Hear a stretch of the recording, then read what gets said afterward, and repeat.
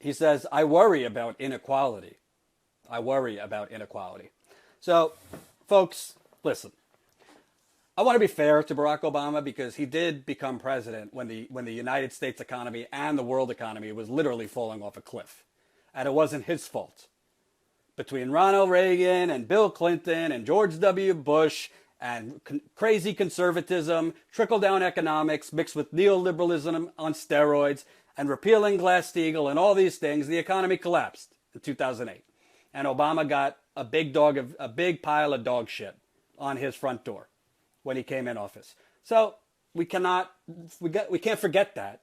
He had an incredibly tough situation, and to his credit, I think his initial policies helped save us from going into a Great Depression. However, when he says, I worry about inequality, well, I'll tell you one thing.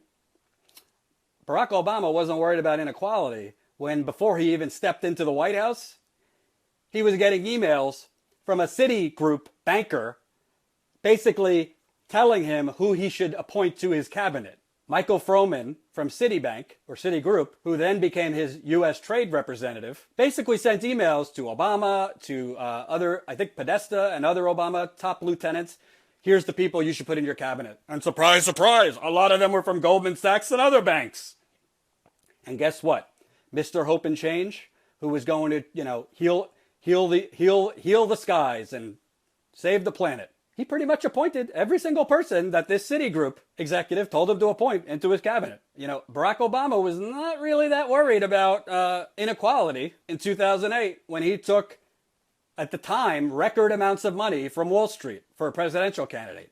Certainly wasn't worried about inequality when he allowed a ban on lobbyist donations to the DNC. Certainly wasn't that worried about inequality when he compromised and allowed the Bush tax cuts for plutocrats to be extended. I don't think he was that worried about inequality then.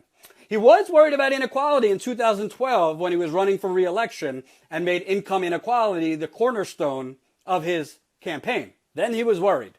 Typically, politicians are very worried about inequality and human rights when they're up for re-election. And granted, the president is not a dictator, so Obama couldn't unilaterally raise taxes on the wealthy. He got a modest tax increase on wealthy people, so you got to give him credit on that. Congress plays a big role. But Obama, he didn't fight against income inequality, because you know what fighting against income inequality looks like? Bernie Sanders. It's not just on what policies you get through. It's what you fight for, what you are willing to compromise. How loud are you? This man, whether you like Barack Obama or you hate Barack Obama, no objective person can say Barack Obama isn't one of the most gifted speakers and gifted verbal communicators for a politician of our lifetime. Like, that is true, whether you like him or not. The guy has a gift of gab.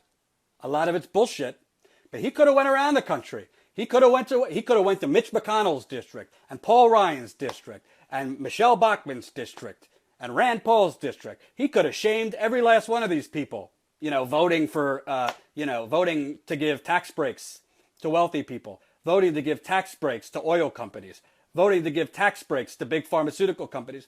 He has a mouth. He knows how to use it. He didn't.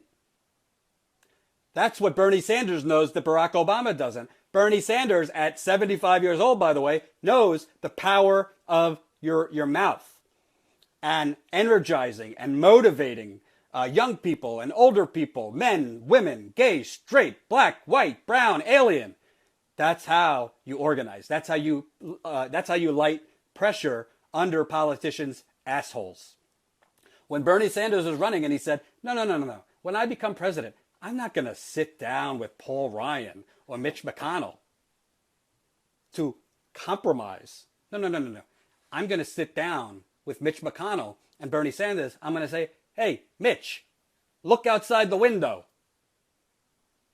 where you guys and progressives were going to be. That's how you create change in this country. President Obama did not do that.